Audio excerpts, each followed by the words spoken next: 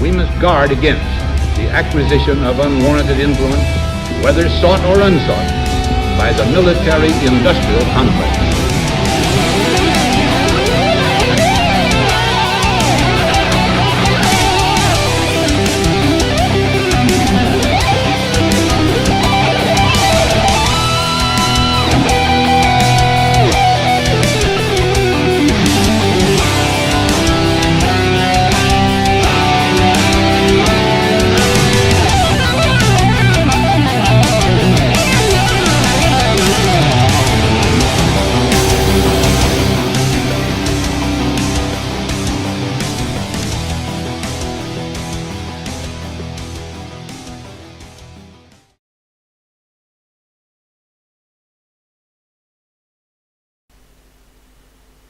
Okay, welcome back everyone to Anonymous Bites Back.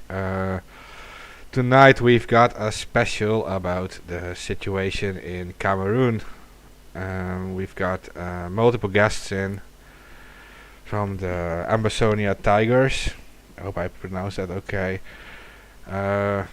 We will give you some information about what is actually going on in this region. Quite some things you will not hear anywhere else. So to all listeners, I want to ask you guys to please share this around. That's what we depend on. You guys know we are all facing shadow bans and censorship on social media, so we want to ask you guys to help spread the word and spread the truth. And I want to say welcome to our guests. I'm not sure if I should mention you by name for safety reasons, but I do want to ask, maybe start explaining something about what is actually going on in Cameroon for people who don't know anything. Maybe you start, Amazonia Tigers. Thank you. Some of the things we have to say are quite gruesome. They're painful to the heart, but we just have to say them.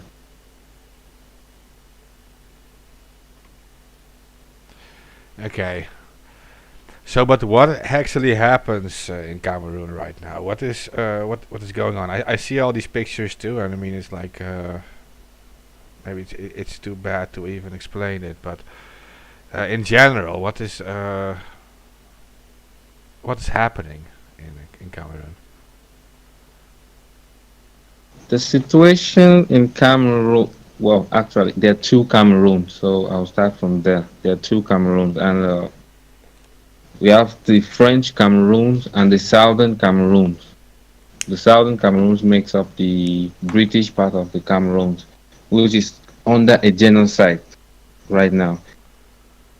The French part is trying to invade and colonize the Southern Cameroons, and we don't want that. We want a restoration of the statehood of the Southern Cameroons that existed pre-1961. So I don't know if... Okay, well that's... So, who are the people of Ambazonia, Southern Cameroon being Ambazonia? Richard, can you take that? Let me give... Yeah, sorry? So the question I was asking is, so who are the people? Okay. Are the people of? If you want me to paint the historical background of Southern Cameroon, I will do it. Please do it. Yeah. Just regard the listeners; they don't know anything about anything, right? All right. So. Yes, and also, can you talk about where Cameroon is and as a country, a little bit of geography and historical background on that? Sure. Because some of our listeners won't know the basic information about. All right, good. The Cameroons is in Central Africa. Central Africa is constituted of 6 countries. You have Cameroon, you have Gabon, you have Central Africa Republic, you have Chad, you have Congo, down there you have Equatorial Guinea.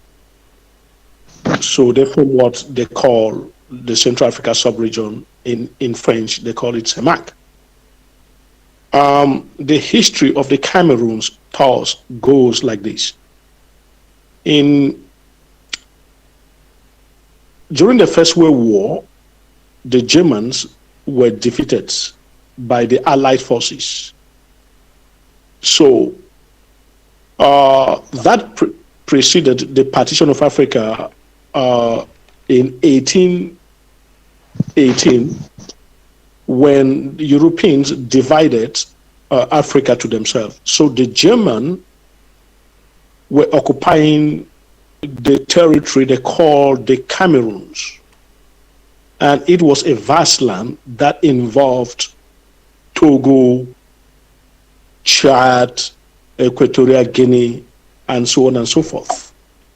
So during the First World War in 1914, Germany was defeated in the war. So in 1919, the British took part of Cameroons, which is the southern Cameroons, and France took part of the other Cameroons, which is French Cameroon. So automatically we became two different nations under the trusteeship mandate of the League of Nations. So now, most countries were agitating for independence. And the UN now was decolonizing territories in Africa.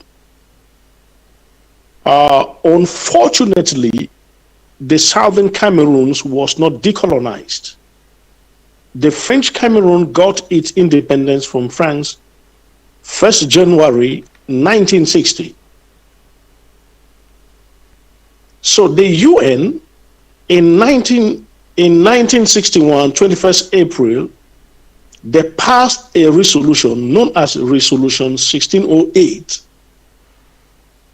that promised to decolonize southern Cameroons on 1st October 1961. Unfortunately,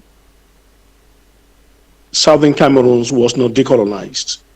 What the British did is that the southern Cameroons was handed over to French Cameroon. What is interesting to note here is that the British did not only violate the UN mandate, most especially Resolution 1608 and Resolution 1514 empowering decolonization. Why do I reference these two articles of the UN? Is to tell you that the Southern Cameroons is a legal entity of its own recognized under international law. So, despite the fact that we did not have independence, the UN compelled the Southern Cameroons to cohabit with French Cameroon based on a two-state federation in 1961.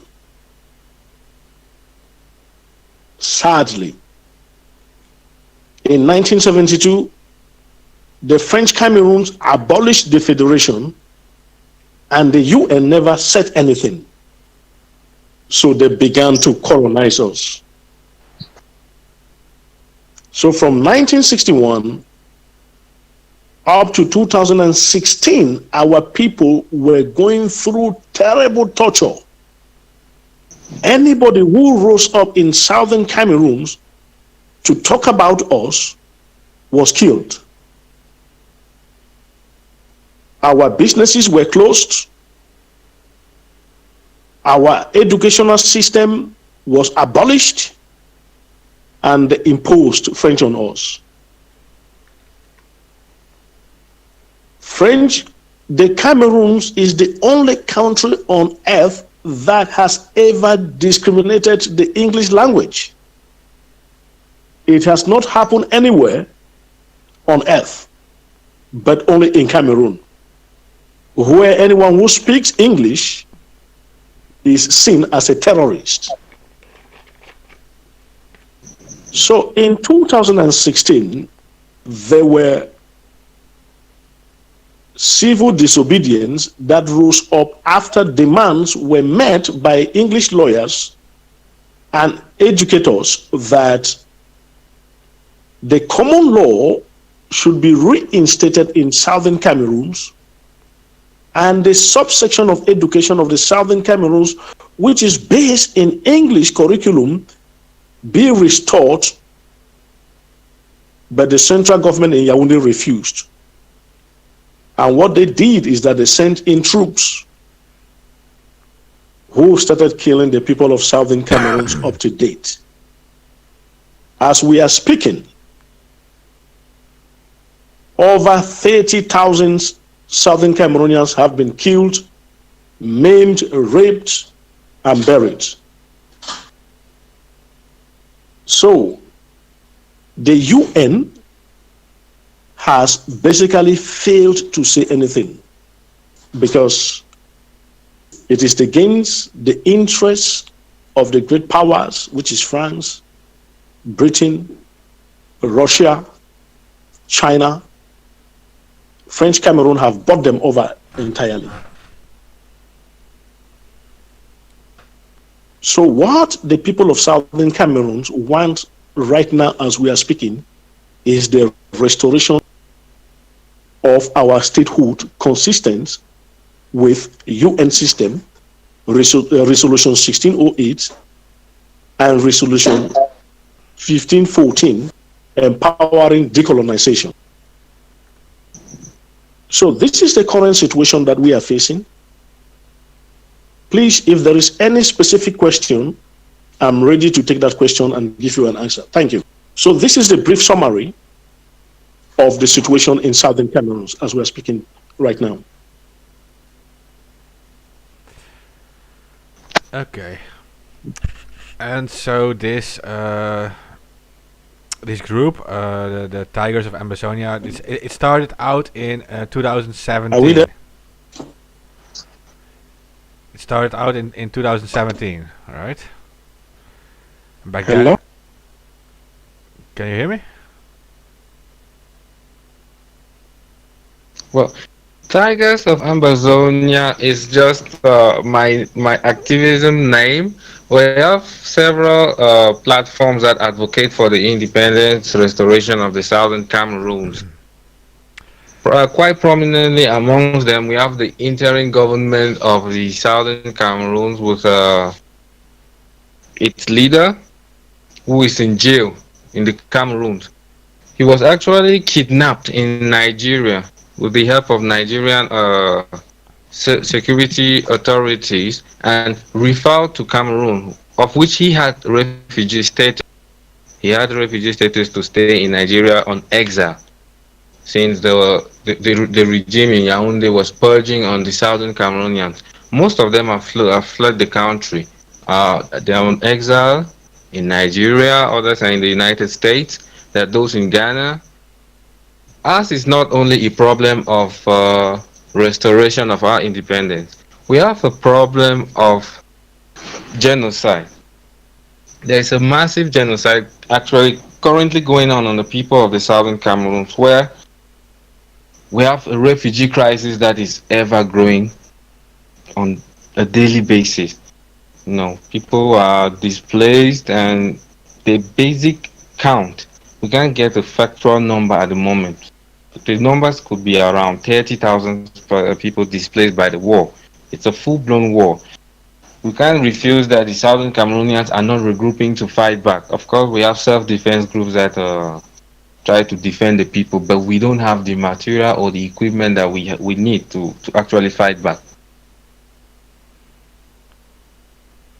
Okay, yeah. I'm looking at the United Nations General Assembly, and it seems 64 countries voted in favor back then in 1961 for southern Cameroon's independence, and only 23 were against, and 10 Hello? abstained. Yeah, preacher, we can get you. We can hear you. We can hear you. Yeah, go ahead. Out of those 64 nations that voted for the independence of the Southern Cameroon in 1961, on the 21st of April 1961, it will be a particular case attention should be focused on France. France actually voted against the independence of the Southern Cameroon. Yeah, I see that. Yeah. What happened? Yeah, that's so. France is the kingpin of what is actually going on because they are the ones indoctrinating the Cameroonian state to carry out its genocide on the people of the Southern Cameroon.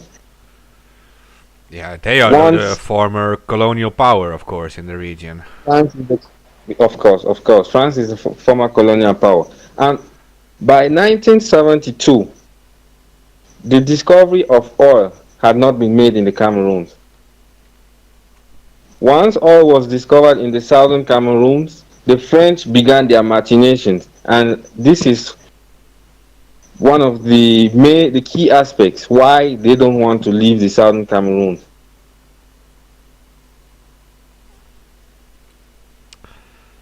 Yeah, of course. The second they discover resources, these such countries want these resources, and when there is chaos in a region, it benefits them because the prices will be cheap, right? If you have a well-working government and a well-working country, then the prices go up for countries like France. So Quite true. The yeah, French have an economic pact they signed with about 14 of their former African colonies. This pact states that these colonies got to deposit over 60 to 80% of their foreign currency exchange reserves in a French bank. For uh, for a company or a multinational that isn't French owned to gain a contract in an African state that was colonized by France, the multinational or the government of that country needs to get the permission of Paris before the contract is awarded them. We the people of the southern Cameroons don't want that. We don't want our resources being controlled from Paris. We don't want our resources being controlled from Yaoundé. The southern Cameroon actually makes up close to 80% of the revenue, foreign exchange revenue of Cameroon. But we don't benefit that. We don't get to see the actual development on the ground. We have proven natural gas reserves, which have not been untapped at the moment. We have gold deposits, we have mines, we have petrol, we have everything. But we don't get to enjoy that because the French want to control everything.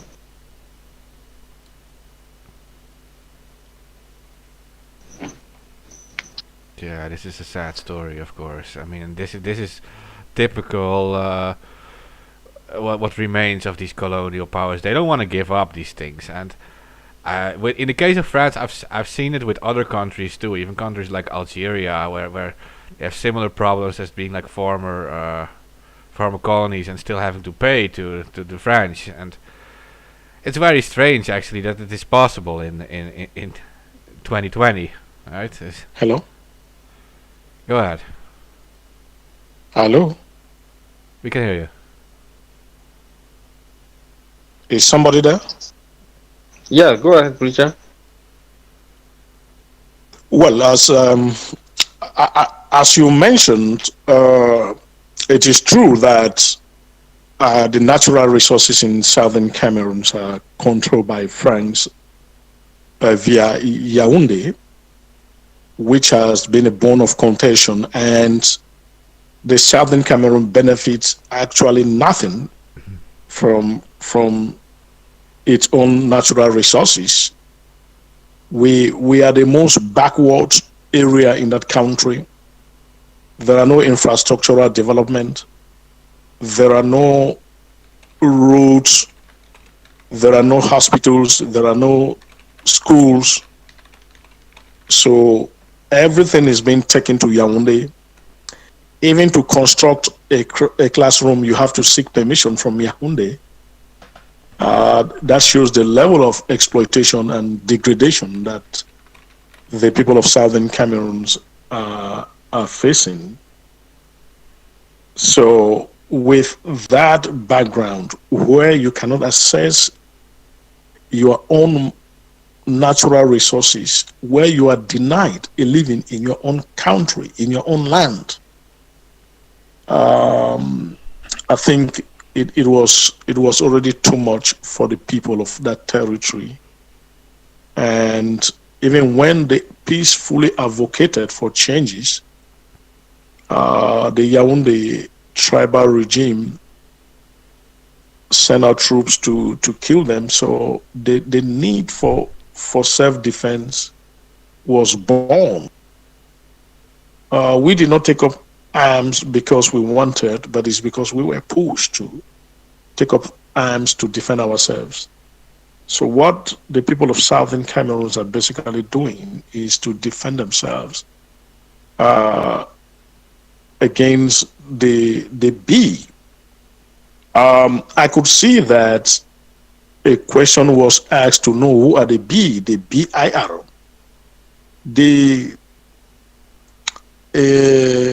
The B, they call them Bataillon Intervention Rapide. It means they are a special force of French Cameroon military that they have sources of training. You can trace their training from USA, Canada, France, Israel.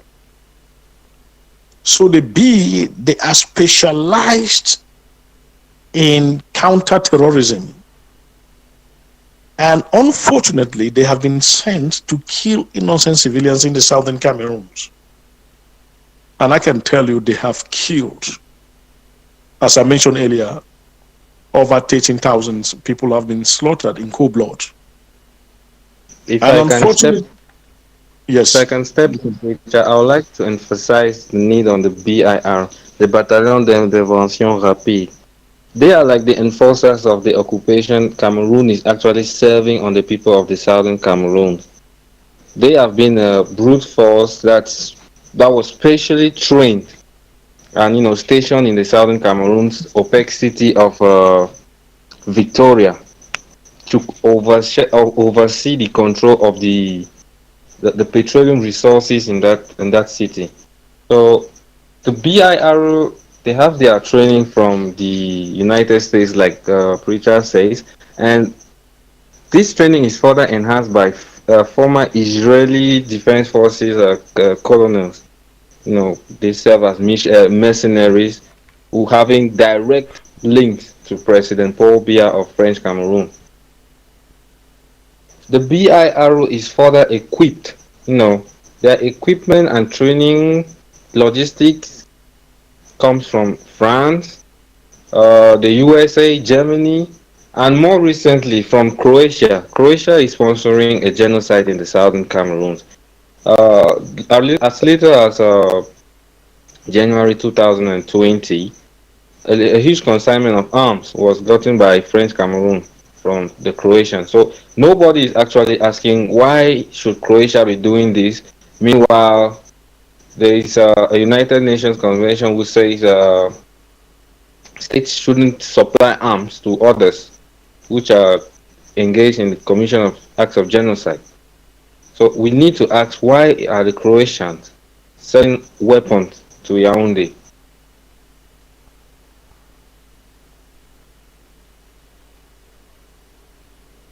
You can go ahead. Yes, that's a valid question. One would hope that at this very moment that there is an active genocide against the people of southern Cameroon, the UN would mandate an embargo on Yaoundé. Unfortunately, the UN has been mute. And to make matters worse, Croatia is not only selling arms to French Cameroon, IMF, as of 2 weeks ago, 3 weeks or so ago, gave the French Cameroon government a loan of 226 million dollars. I mean, you would expect that these international organizations should rather be restraining French Cameroon from carrying out a genocide, but they are helping them to, they are facilitating the process by giving them money, by giving them arms. And it is on record that the United States sold 2 helicopters to the French Cameroon as of November 2019. So the question we are asking is that the UN, the United Nations, the US, the European Union, they claim that they are advocates of human rights, but they are actually enhancing the genocide that is happening in southern Cameroon. And the most unfortunate part of all this is that the mainstream media like CNN, BBC, they are all mute about the genocide. Nobody is talking about it. That is to tell you how there is an embedded international conspiracy to conceal the evil that is happening in that part of the world. So all these organs that are responsible to act like whistleblowers, those organs that are responsible to enforce human rights values, they have all been bought over by French Cameroon. So this is a very sad situation. The people of southern Cameroon need help. I don't know who is listening. We need help to tell the world about our stories. There was a very, very sad situation that happened in this year. On the 14th of February 2020, in a village called Ngabo, the BIR went there, the B, and killed several pregnant women, children, without any justification, without any reason. And that did not end there. On the 29th of the very February 2020, they also went to Babanki in a village and killed women and children again. All these are documented. There are documentary evidence through the Human Rights Watch. They have done publications about them.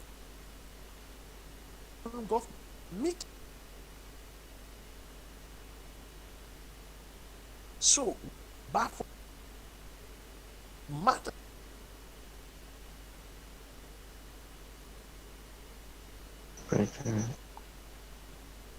But nobody. Something is going on with the audio. Should have been felt the ice, but the United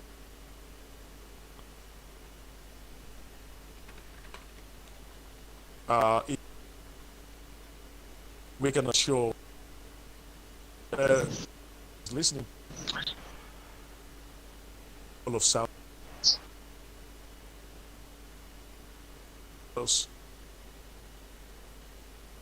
It just seems to be losing sound. From years to 6 and to kill every they are doing. The world is nobody. Peter, you are cutting off and we can't hear you very clearly. This episode is too important to lose it. So that can you repeat it, please? You are cutting off terribly.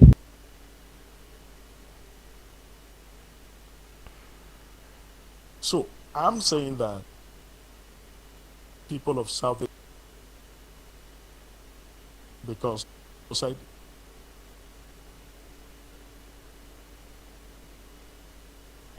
Well, preacher seems to have sound issues. What I'll try to contribute again is the Ngabu massacre, which occurred on the 14th of February 2020. 20, where the Cameroonian government uh, acknowledged its soldiers carried out the attack, but tried blaming or pushing the blame on the Fulani. What is happening there is the government of Cameroon is sponsoring Fulani militias to carry out acts of persecution on southern Cameroon minorities that cannot defend themselves, because the Cameroonian BIR soldiers are on a mission to physically exterminate male children in the southern Cameroon, male children in the southern Cameroon aged from 10 years to the ages of 50. This is in a bid to, stifle the people from fighting back, because the people are actually, there's a rise in awareness where the people are picking up even fox spoons, nails. We're taking anything we can to fight back. The Ngabu massacre, the United Nations has done nothing but offer statements and condemnations. But what we want to see is the appointment of a special rapporteur.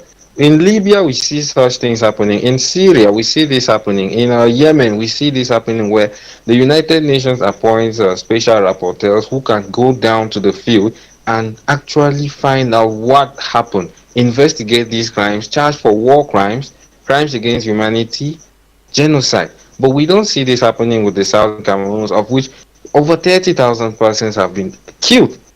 We have images of this in the Amazonia Genocide Library, which I'll put the link out for you guys to browse through, and anybody else who wants to browse. I can assure you there are such gruesome images in there, you will not stomach them. I assure you that.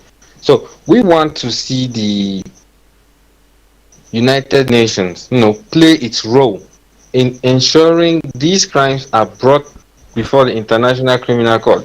Prosecutors from the International Criminal Court should be granted access by the Cameroonian government to go into the southern Cameroons and probe these crimes. Another Rwanda is happening in the southern Cameroons. We saw the world, applauding the arrest of Mr. Felicien Kabuga, the Rwandan financier to the genocide that occurred there in 1994. But the international community can actually identify the persons who are sponsoring the genocide in the southern Cameroon. We want to applaud President Trump of the United States, though he's not a fan of many, but he actually went an extra mile to, exclude Cameroon from the Africa Free Trade Opportunity Act, as AGOA, due to Cameroon's dismal human rights record. We want, we encourage such acts. He should go. The United States should go a bit further by, cutting off military aid or military cooperation with Cameroon, and other states should follow suit. I watched over the news. I saw the Germans. The Germans refused Myanmar from benefiting the foreign development aid due to their genocidal persecution of the Rohingya. Well, what happened in the Rakhine state isn't any different from what is happening in the southern Cameroon today. The southern Cameroonian people need a voice. They need the world to stand up for them. We need the people of Armenia to stand up for us. We need the people of Bosnia who've gone through genocidal atrocities. We need the United States. We need Germany. We need the British. The British are our forefathers. Our godfathers, I should say. They should stand up for us. They shouldn't allow Cameroon or France influence every decision around the Gulf of Guinea, because the Gulf of Guinea is a very strategic area for both the United States and the rest of the world. We don't want a situation where when the southern Cameroonians will start to retaliate against the acts which are committed on them, the international community will say we are terrorists. We are not terrorists. It's a point which has to be emphasized on. We are not terrorists. So I endorse people of goodwill around the world to carry the Southern Cameroon's cause, like they carry the Palestinian cause. We want to be free. It's an appeal from the heart. We want to be free. Self-determination is a right that should be given to all peoples of the world. We want to be able to live in our own territory and govern our resources by ourselves.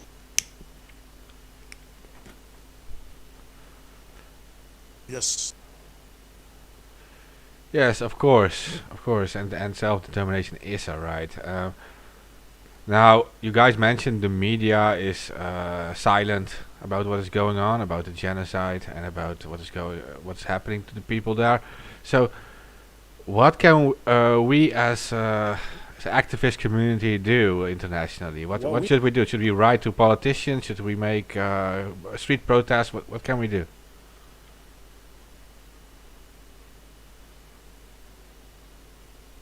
Paul, thank you.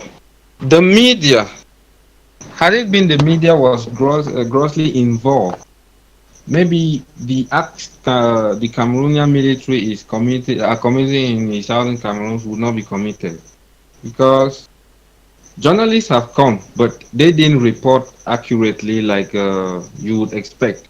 We've had the journalists from Sky News who only come in when the government invites them to come. So I'm talking of someone like Madam Alex Crawford. And as little as January of this year, we had Mr. Nicholas Hack of the Al Jazeera network who came in, and when he was about coming to the southern Cameroon, government forces turned him back. They don't want anybody to come into the southern Cameroon so that their crimes can be exposed. We have Malam Danjuma. Malam Danjuma was a whistleblower for Human Rights Watch. You know, the government forces, they caught him, they saw, information in his phone.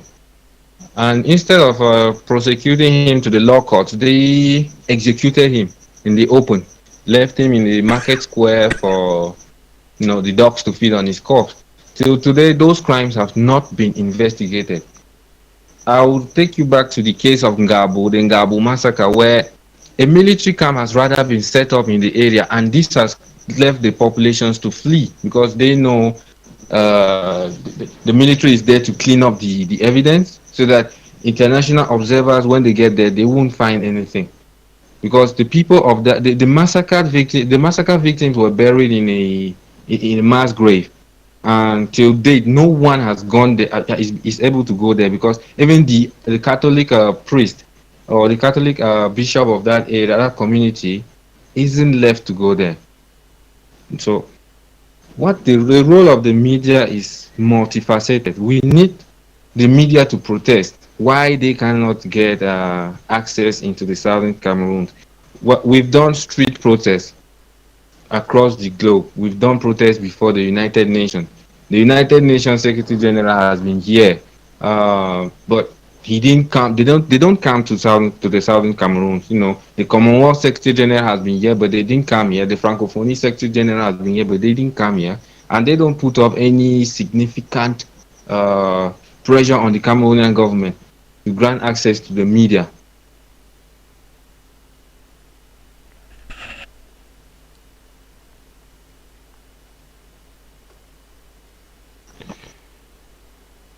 Okay, yeah. For media to be like this, the country of France obviously has a lot of control over different media, but around the world. But you guys probably know about the situation in France itself. There is a lot of protests there going on. Either there's there's like people don't really have a lot of faith in their local government either anymore, and we're dealing with the Gilets jaunes, the yellow vests there, who go on the streets with millions and millions to protest against the situation in their own country. So, do we actually still depend on this mainstream media, or are we, or is it necessary that we look into the direction of the general public to inform them? How do you guys feel about that? Because we have our own methods to inform the general public, of course. Yeah. Well, the mainstream media is a good place to start, but we the people can do the job if we put in the commitment to do, because it is we the people who make up the United Nations. And the fight that Anonymous is putting out there for the world, uh, it's an applaudable one. I applaud it. I, for one, I applaud it. With the Gilets Jaunes, I follow the protest they are leading, and I encourage them to do so. It is the ultimate end. You know, freedom isn't given; it is taken.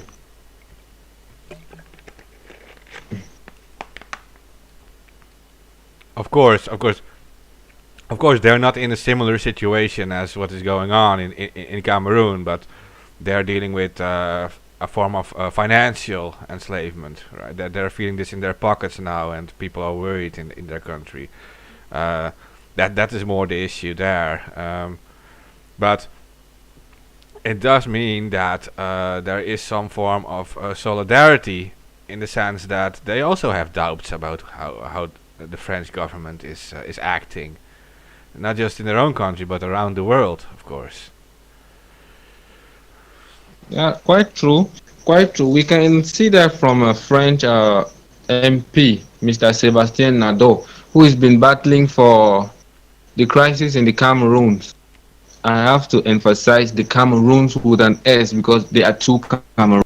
Mr. Sebastien Nadeau has been pushing for a mediated settlement in the conflict.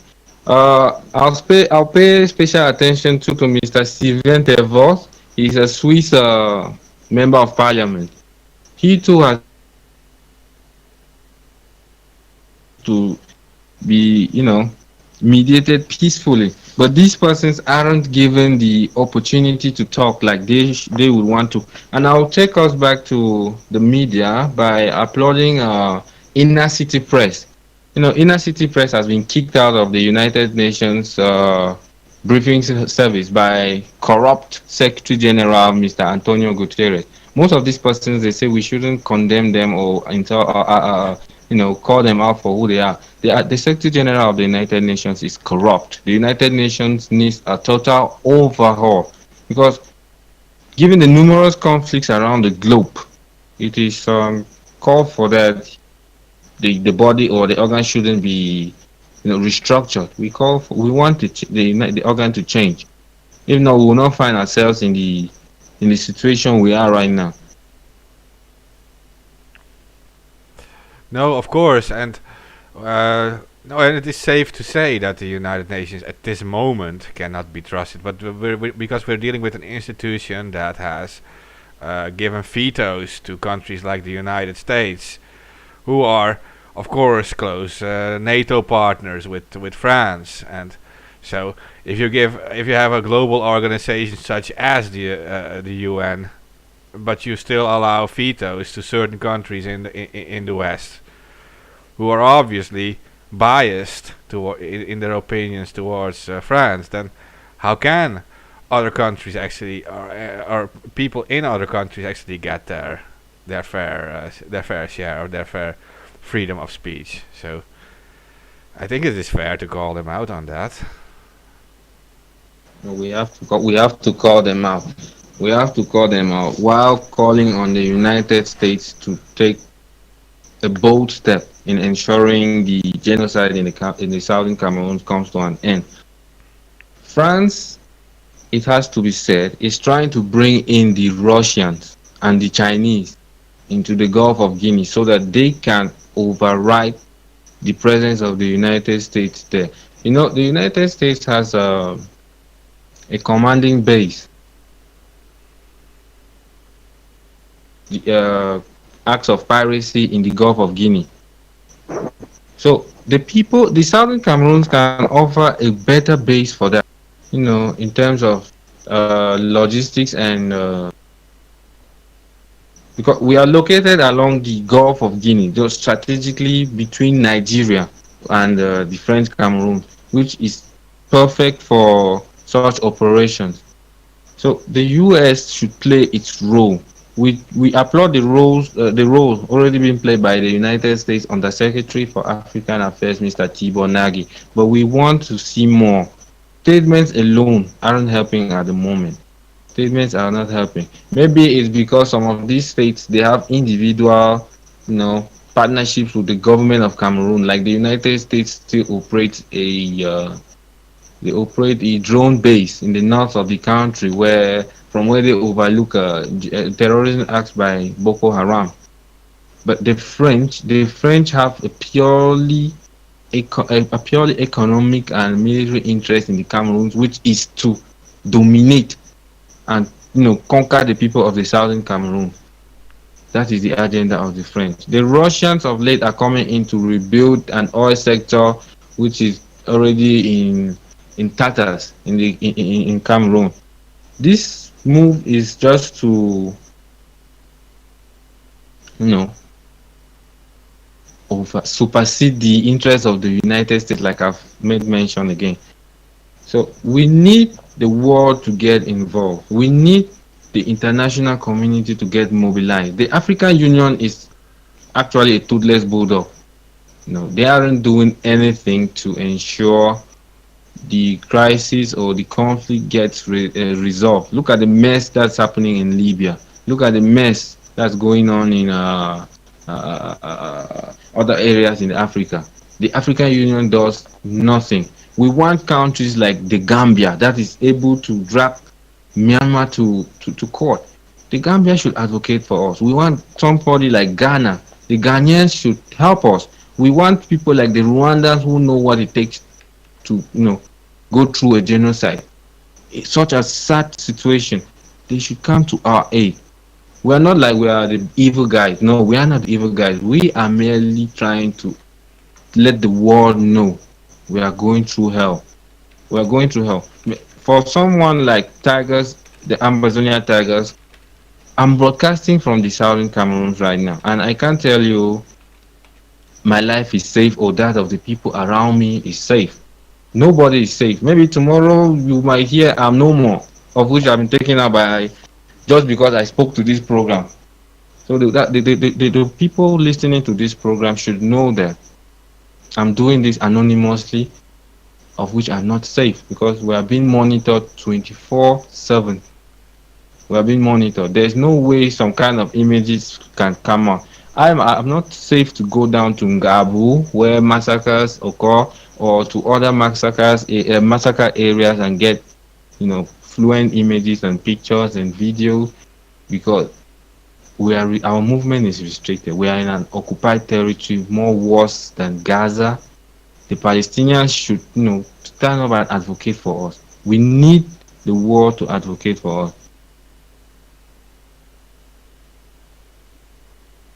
Of course, and we are very happy that you guys are speaking out for this now. I mean, I know many people are listening, and they are certainly getting interested in it. And the thing is, there is one big strength you guys have, and you already mentioned it, and that is that the fact that the mainstream media is being silent about this. And that is not a weakness. It actually shows that they don't want this truth to get out, right? They don't want the general public to know about this because they know it's a bad thing. They know the general public is going to be shocked with this if they find out the truth. So there is the strength, I think, and that is that we have to all work together to actually wake up all the people to what's going on outside of them. Like we have to force them to. We have to show them what is going on. We actually have a big role to force them to get involved with what is happening because the Southern Cameroon's case is a genuine one. From the Hunger Resolution 1608, it is very evident. Why did the statehood of the Southern Cameroons not get its intended approval like it was voted for? That's the question we all should be asking. The media is in the loop because Cameroon has lobbyists. Cameroon has lobby firms that it is paying huge sums of monies every month, to clear its name, to clear its mess. get its dirty records off the grid. It is these things that we are trying to, you know, pinpoint who is who and who is doing what for the Cameroonian government to actually hide its crime. For someone like Axiom Strategies, that's one of the lobby firms that we know. We're trying to see how we can get them to the courts, for aiding and abetting genocide. Axiom Strategies, and Okay. we have multinationals, multinationals like Look Oil. Look Oil recently won a contract to rebuild Cameroon's oil refinery sector.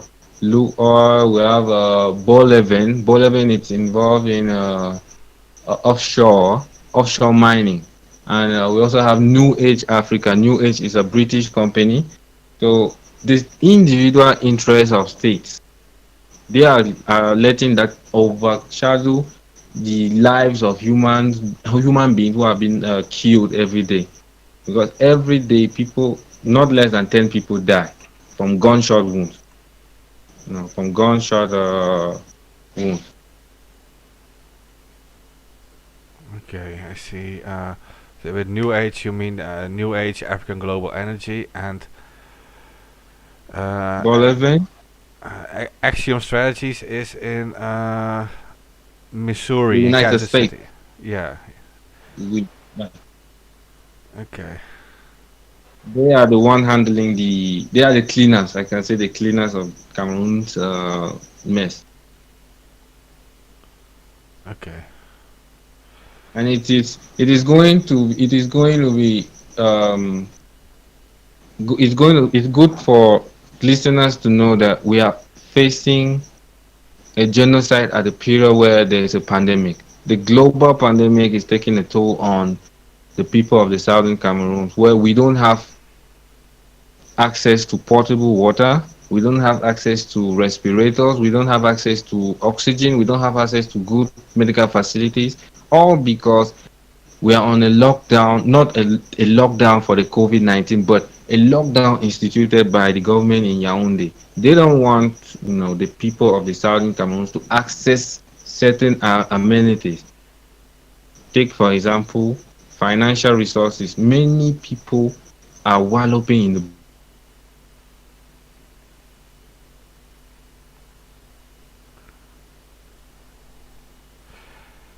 Okay.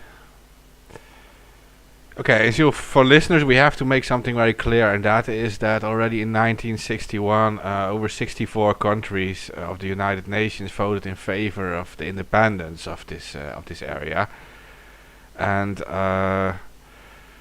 so far the fight is still going on for independence, or self-determination, and at this moment we are dealing with actual literal genocide in the region, and it has to do with old French colonial influence, and another part of Cameroon of actually not agreeing to this independence thing, even though over 64 countries voted in favor of it and only 23 were against it, and against it is notably France, the former colonial power, and Cameroon. Yeah. I'm very bothered by all these pictures you're posting in the chat. Like, there's like a lot of disturbing images. All these images, like, we should spread them, but if we start posting them on social media, they're going to get censored instantly, I think. But let's just make sure that listeners actually understand that this is actually going on. There is mass murder in this region going on, and you guys should be aware of this. So I don't want you guys to just share this episode, but you also have to look into Ambazonia tigers on Twitter. Search for this, and search for Ambazonia on Twitter, and search for Cameroon and what is going on there. Hey, you dropped out for a second. Are you back now? Did it break up? Yeah, you broke off for a second. Oh, I was just explaining that people should search for what is going on there now, and I don't. Are there any like on Twitter, for example, are you using like a special hashtag that we have to search for? What that people can get reliable well, information from you guys? reliable information on the Southern Cameroons, you do hashtag genocide in Southern Cameroons. Okay, so it's genocide in southern Cameroons, and that's like Yes, you guys are all over or that you do, hashtag. Go ahead. pardon? No, I was saying you guys are all over that hashtag and just like feeding like the real information, right? Because we're dealing with a lot of Yes. propaganda, so No, we have hashtag genocide in Southern Cameroons. We have hashtag Ambazonia. We have hashtag Southern Cameroon. okay, okay. So if you're listening to this broadcast as a nonce, you actually can help, and you need to get attention to this case, because the mainstream media, like our guests also are saying, are not giving the attention, and they are silencing these people, and they are making sure the world doesn't know about this genocide that's going on, and we have to make sure that the entire world does know about it. This is going to be our goal for now.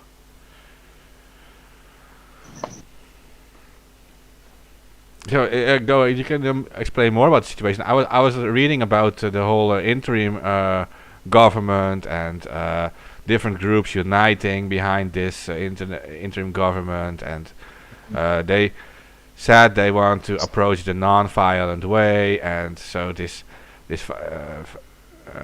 right now you guys are only defending yourselves because the actual movement it was non-violent, right? The movement was non-violent from the beginning. The the acts of brutality from Cameroon's BIR forces. It has the BIR really.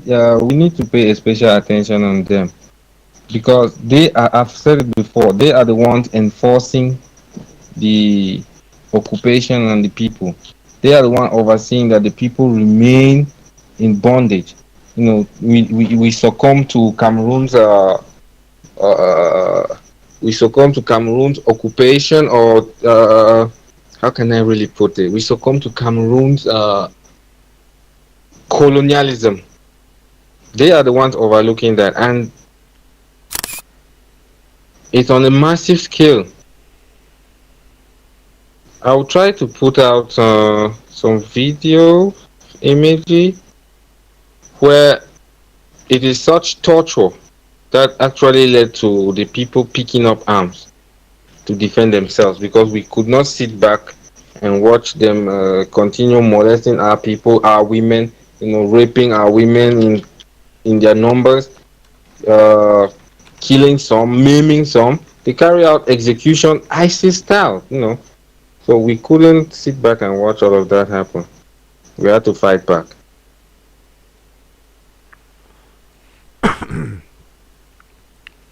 Yeah, you do, and I think it's a very smart move to actually try to get the attention in this way, and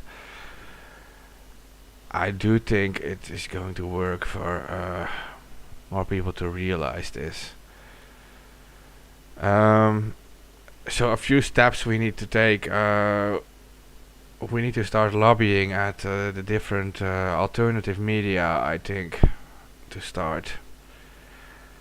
I'm just thinking loudly. Sorry, I'm just speaking what's in my No, mind. it's perfectly good to think. It's good to think that way. Some for media like redfish, many people don't know about redfish. I carry out extended research on them, and if they can, talk about what is happening back here, it's a good step.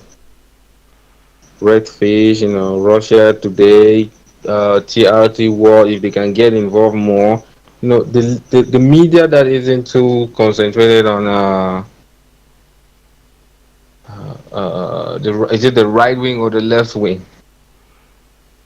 Yeah, that's what you mostly see, the partisan politics. It's either right or left. But yeah, I mean, this is going on. Everyone is being targeted in your area, right? I mean, there's nothing to do anymore with left and right, right? I mean,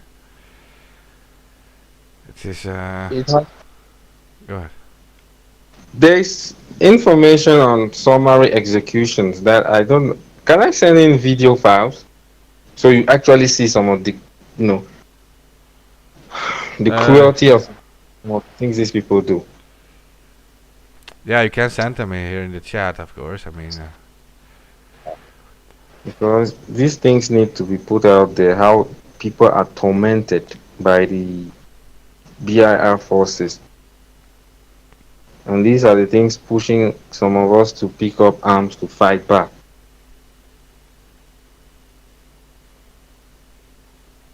okay.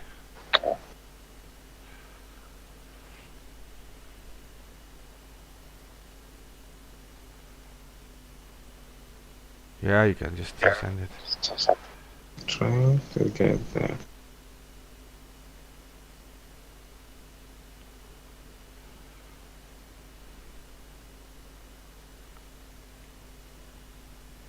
Is it possible to get requests from any country to help us to drop arms in certain airspaces in Ambazonia? Because it's really getting out of hand. I myself am even because you just can't be killing people like this, man.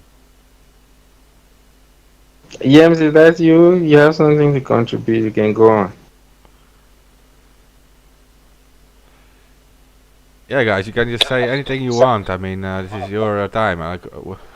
I know far too little about it, and you guys need to like explain everything, and then we can go from Yeah, there. what I'm trying to say is that is there any way that we could get help? Because we need help too. How can we have all these countries there, those supplying weapons? You know, when it started in 2000, I was there actually I spent my Christmas there in 2016, and it was just at the break of this actual crisis when the lawyers actually came out, when the lawyers actually came out to protest and say that that they're being treated unfairly. That was when I just left during that period. I actually left when they had started putting up drums, when they started announcing the lockdown in Cameroon before they actually cut off the internet. This was in January 2017. That's when I left. That's when they cut off the internet for the first stage of the genocide started when they cut off the internet in January 2017.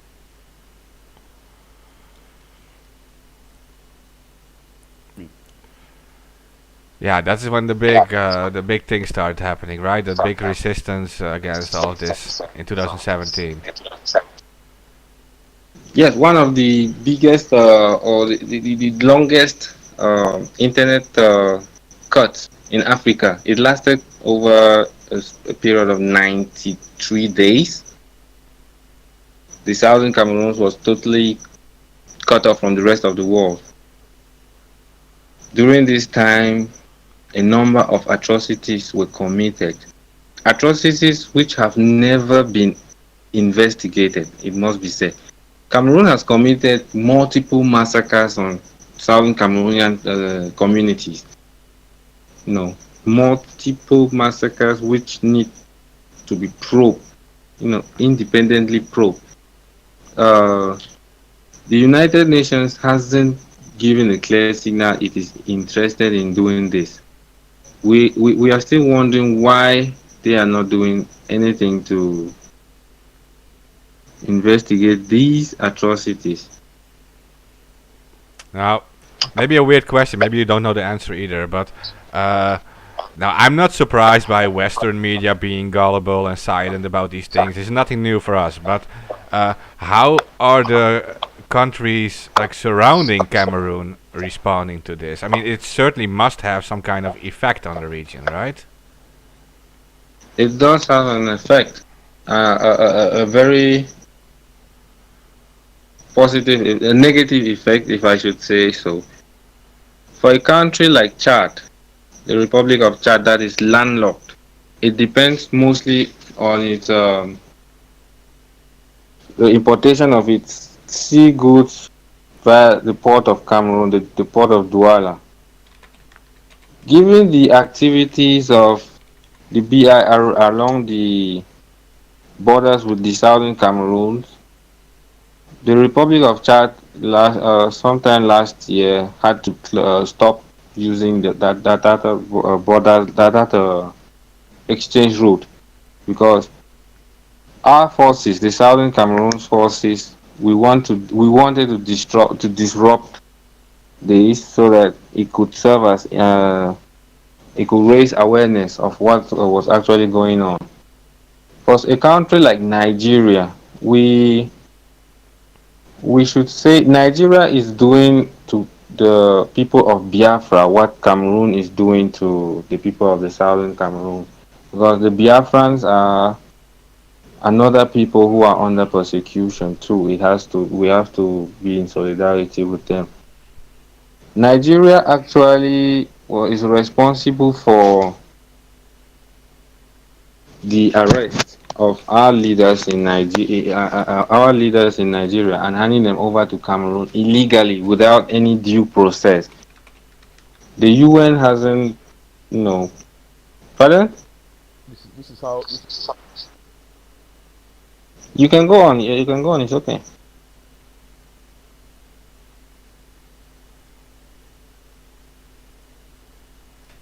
Preacher, was that you?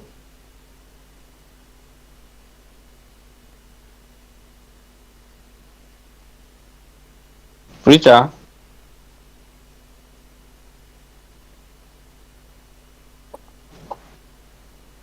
Can you hear me? hello, can you yeah, you can go on. I can get you.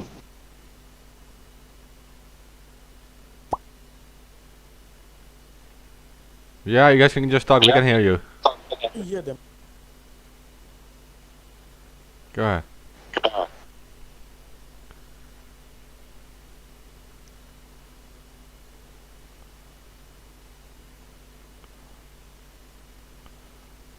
Okay, well, otherwise you just continue, and when they're ready, they can jump in. I was saying the Nigerians are committing a genocide too on the people of Biafra, like Cameroon is actually committing on the people of the southern Cameroon. Uh, Mr. Sisisku Ayoktabe Julius and his cabinet, they call them the Nera 10. So people can also hashtag Nera 10. They were kidnapped in a Nera hotel in Nigeria and refouled. They were illegally deported to Cameroon without any court process, breaking all international law, and they are currently serving life sentences in jail. And it has to be said that one of these leaders, Mr. Barrister Shufai, Barrister Shufai is currently sick and is being chained to his sick bed in one of the dungeons of the Yaoundé Kondengi prison.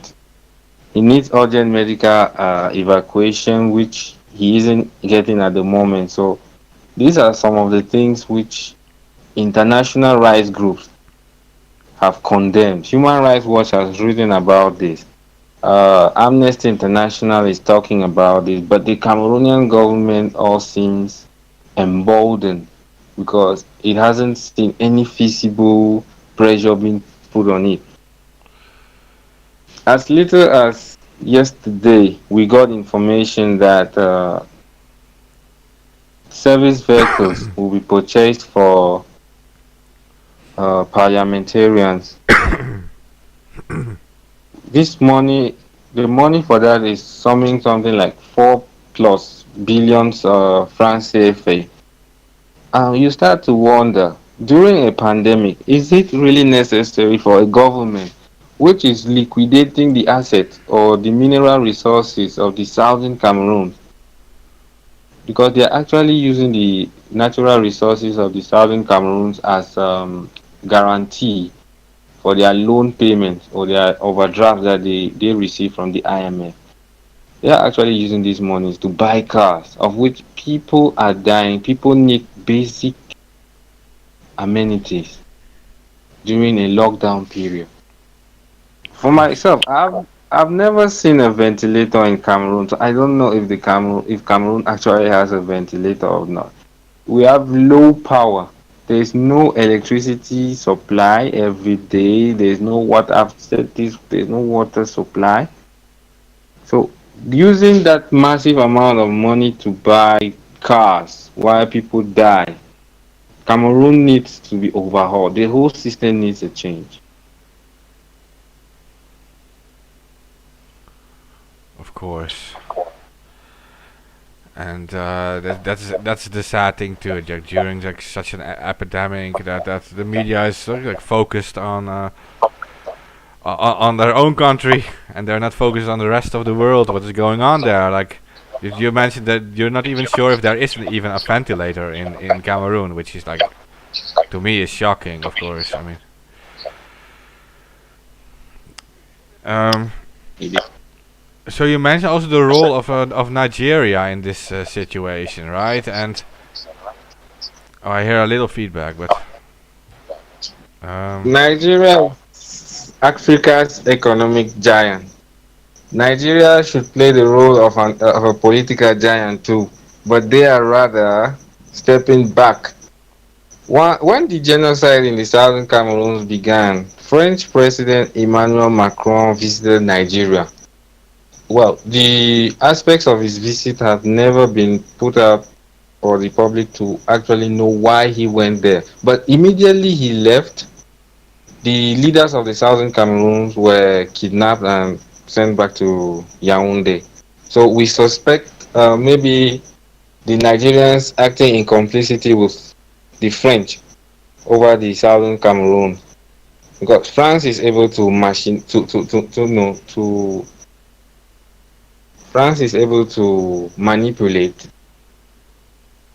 everybody. The French are good manipulators. The Nigerians, in the 1950s, the Southern Cameroonians were part of Nigeria's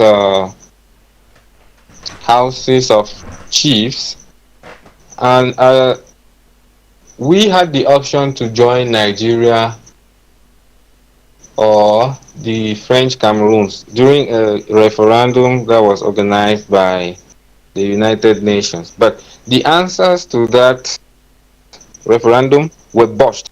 How botched were they? The questions were set up in such a way the people could not recognize or could not make out the difference between yes and we. Because yes is yes and we actually means yes, but so far of which we is in French. So we don't know if the Nigerians, had some sort of beef, with the Southern Cameroon, that they are angry with us now, or we don't actually understand why they would turn their backs on us when we need them most. yeah, yeah. I've also been reading about the role of Nigeria. I can hear myself a bit. Wait, maybe. Okay. I can fix that.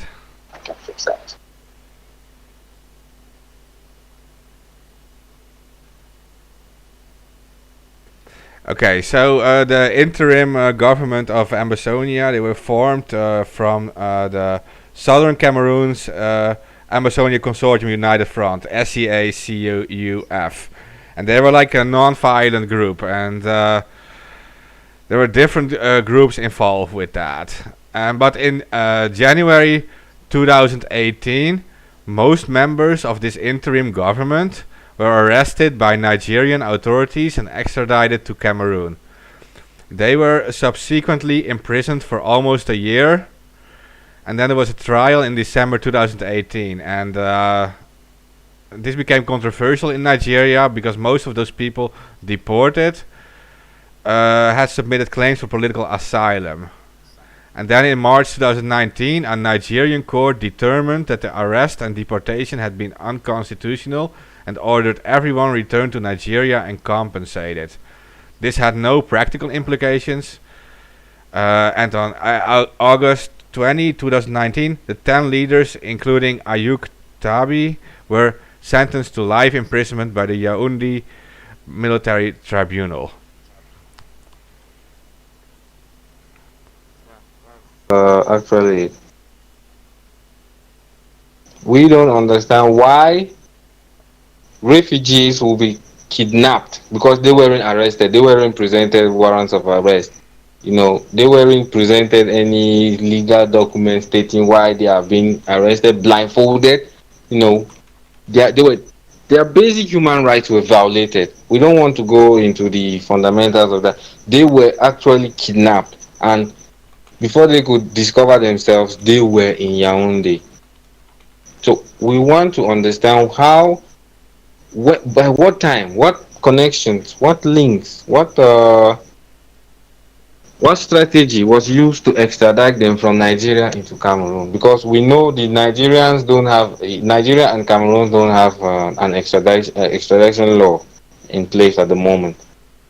So we need to know how that transpired, who did what, and where or what actually happened that these people found themselves in Nigeria, of which they have refugee status. Yeah, it's a good question. Yeah, if I can give a personal theory, we're dealing with. You guys mentioned there are a lot of resources in southern Cameroon area. Nigeria is known as. Southern, Go ahead. the southern Cameroons is the richest, the richest state around the Gulf of Guinea.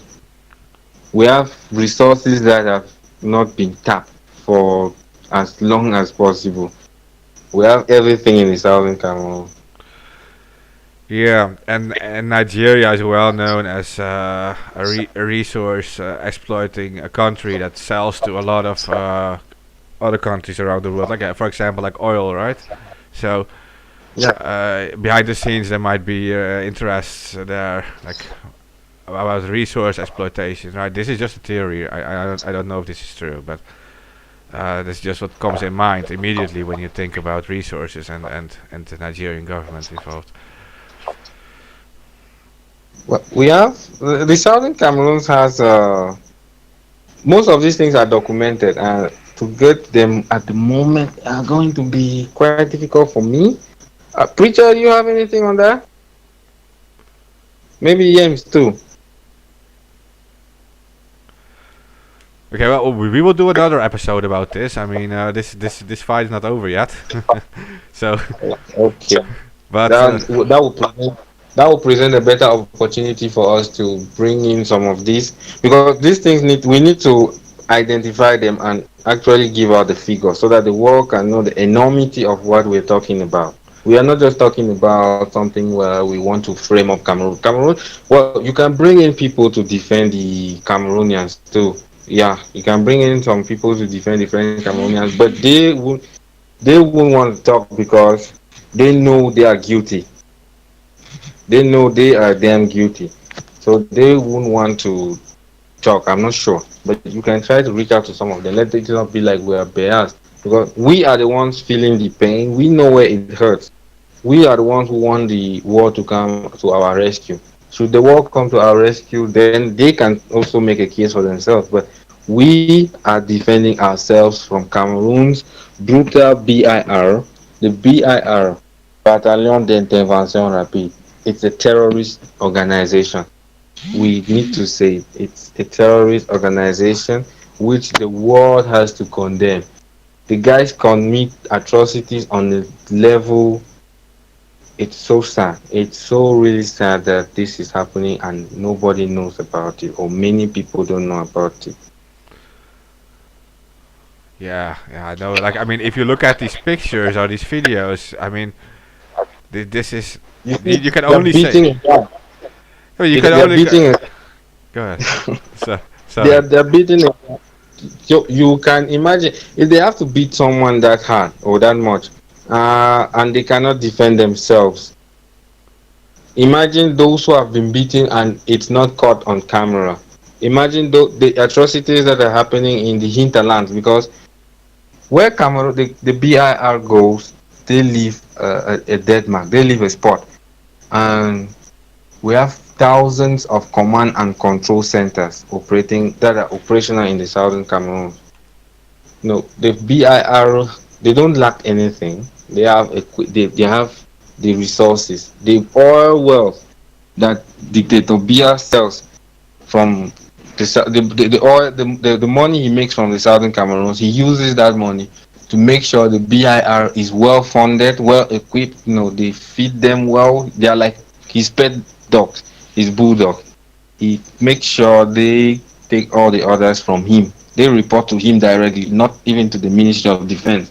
The Ministry of Defense is just there like a figurehead overlooking the atrocities these guys are committing. We are we are really we are really bothered by the fact that after the Ngabu massacre, because this one really made headline around the world. After the Ngabu massacre, which Cameroon has admitted its forces committed, we have not had sanctions implemented on the BIR or on Cameroonian authorities. No, make Cameroonian authorities actually responsible for the war to fester. We haven't seen the United Nations Security Council. Well, America has sat on the United Nations Security Council. China has sat there. Estonia is current president of the Security Council, whose mandate expires on the 30th or the 31st of this month. But they haven't convened a single session to talk on the atrocities going on here. The Global Center for the Responsibility to Protect, we should also express our satisfaction with them and its Director General, Mr. Simon Adams, who has on several occasions sounded the alarm warning, the alarm bells on the dire humanitarian situation in the Cameroons, because humanitarian aid isn't coming in like it should. The Cameroonian government is like bullying off everybody. Cameroon has a very rude Minister of Territorial Administration or Minister of Interior, Mr. Paul Atanganji. He is he is almost a Felicien Kabuga of Cameroon. There are many of them. The governor of the northwestern region of Bamenda, or yeah, the northwestern city of Bamenda. The governor there is a genocider. The governor of the southwestern part of Cameroon, Mr. Obena Okalia Bilai, he's a genocider. That of the northwestern part, his name is Mr. Adolphe Lele Lafrique de Benchofo. They are administrators from the French speaking part of Cameroon, sent to administer the people who speak English. How can you, a francophone, be sent to administer people who speak English, a language you barely understand yourself or you cannot even speak?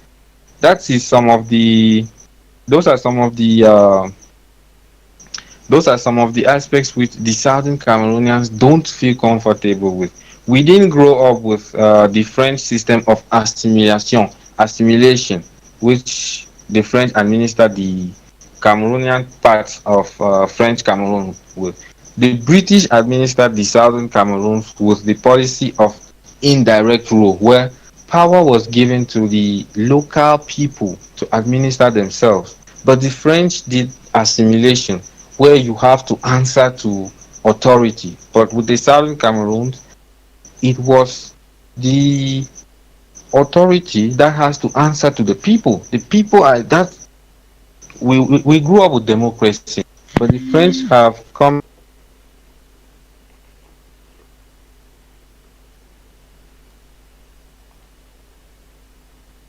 You dropped out there. It's okay. I heard it. It was like your phone was going off, so, and then suddenly you dropped out. So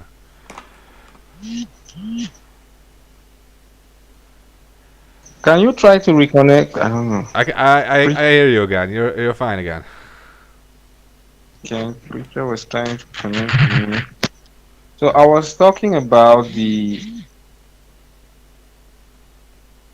policies of assimilation and indirect rule. Yeah.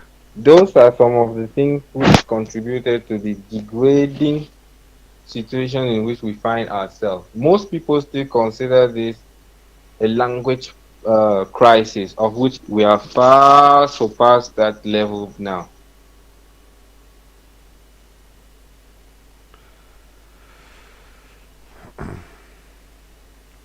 Yeah. And what? I'm not sure if preacher can hear us.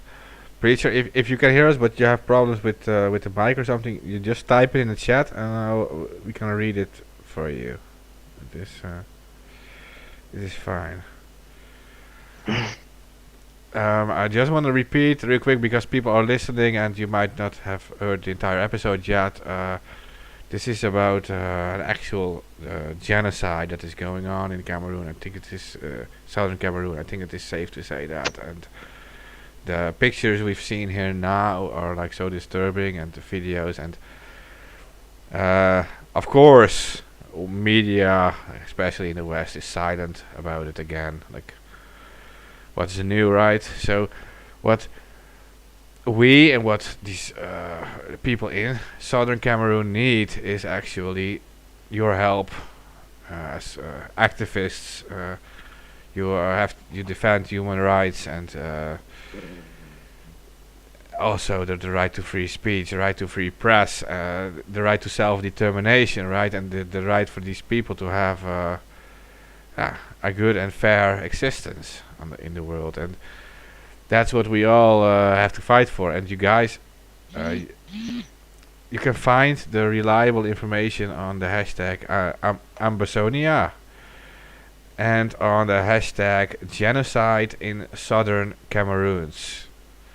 And on these hashtags, especially on Twitter, you will find reliable information coming from the ground there.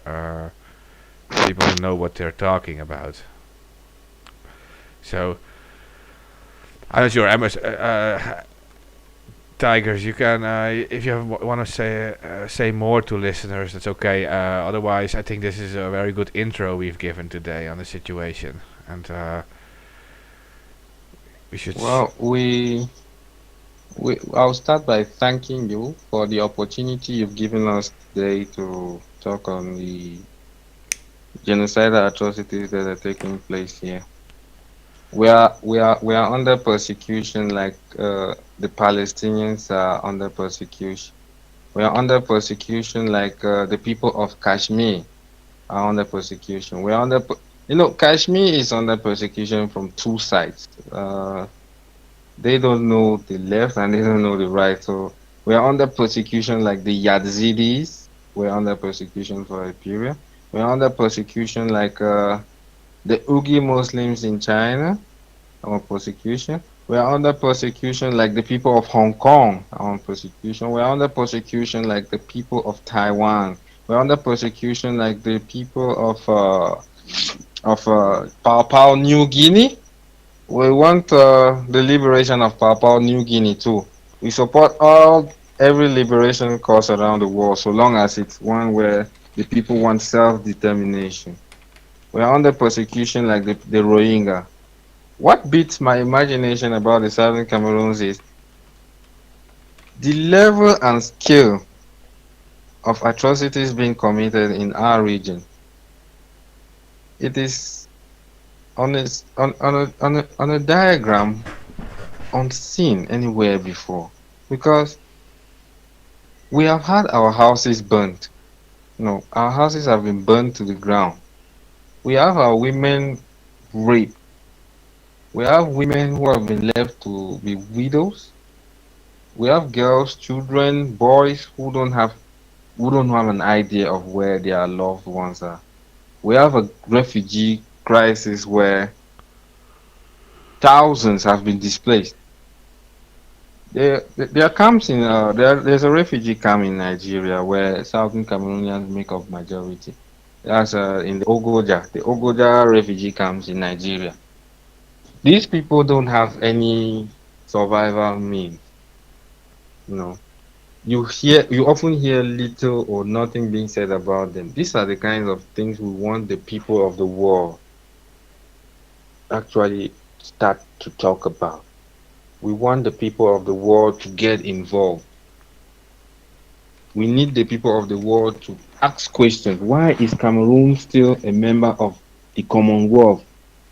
You know, when the people of we, the Anglophones or the English speaking people, the Southern Cameroonians, we are the ones who make up, who actually make Cameroon be a member of the Commonwealth. Why is the Commonwealth silent? Why is Britain silent? Britain should come and, complete its decolonization process of the Southern Cameroon because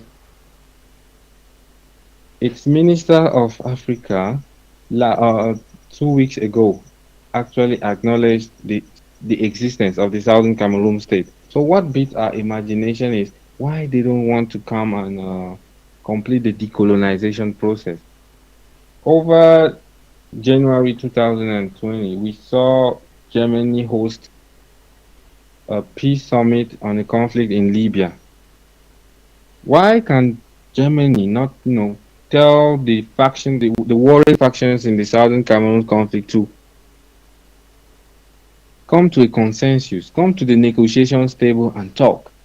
We need that pressure. We need the international community to put that pressure on the French Cameroon Republic because the people of the southern Cameroons are ready to talk. Switzerland was in the process to is in the process, I should say. The Swiss want to lead these negotiations, but they aren't putting in as much pressure on Yaoundé like we would expect. So it's all a whole complicated mess. We want the action, the pressure from the United Nations, from states who can mediate an end to the conflict. People are suffering, people are dying.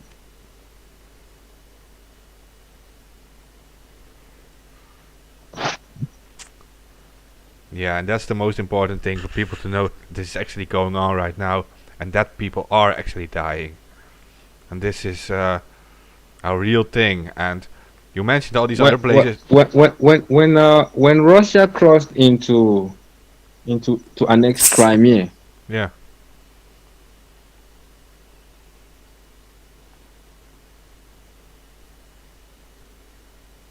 go ahead.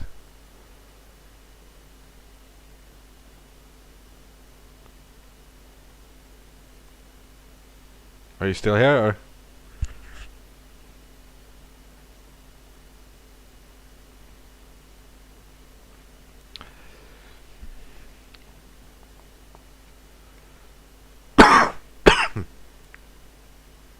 Okay, well, so we try to give some kind of an introduction into this because it is for most people new information, and the things our guest mentioned that you can compare it to other locations like Kashmir and Yemen, and especially because it took a long time for the actual media journalists to pick up on these situations, and back then a lot of damage was already done. It's still going on, but there's a lot of more attention given to it now, and it takes a lot of effort, especially by grassroots activists around the world, to give attention to these things. And you have to, because we are like all equals, and we cannot just focus on one thing in the world that matters to us. As individuals, we have to focus on everything that is going on. Like there are, if you think about this, like I'm not going to share these pictures right now because we're going to get banned for sure. But I can tell you that you can search on social media or like on different platforms, and you will find the most disturbing things that which are actually going on right now in southern Cameroon. So we are the only ones who can stop this, and we can do this by amplifying their voices and by continuing to spread this message until the media listens to it. That's the only way we can help. And you guys are crucial in this, or listeners. You announce, you know what kind of reach you have around the world, and you have to utilize this. So Like in the chat, we're already talking like with the guests that we will do another episode about this in the weekend, a longer episode. We attempted to give somewhat of an intro now, and then we will give more details during the weekend. There were some technical issues with a few of the guests, so we might try Zoom or another platform to do this in the weekend. In any case, we will be back with another broadcast, probably Saturday or Sunday. And I want to try to do like the full 4 hours on this, so our guests are up to it. We lost Tiger right now. I'll wait a second until come back, and maybe they want to say something. Remember to please share this around too. I mean, if you have people you think need to know more about this case in southern Cameroon, journalists from the region, journalists who have the pull to do something, share it with them.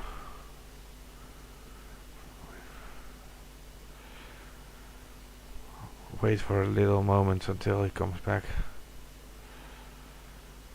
If any of you other guys, if you want to speak, just go ahead.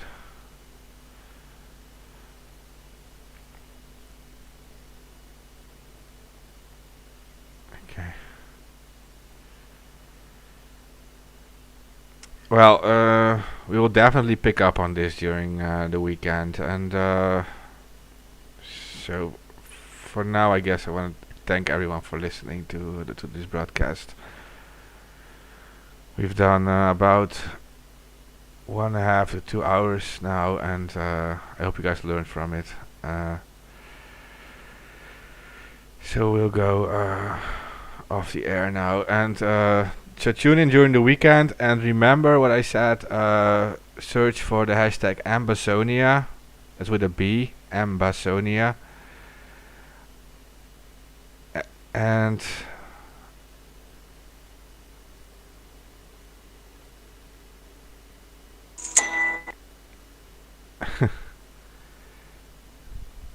there's something there.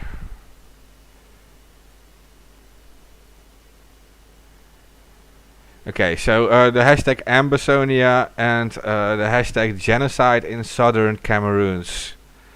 That's where you find most of the information for now, until the weekend we'll do our second broadcast, and we'll update you on everything.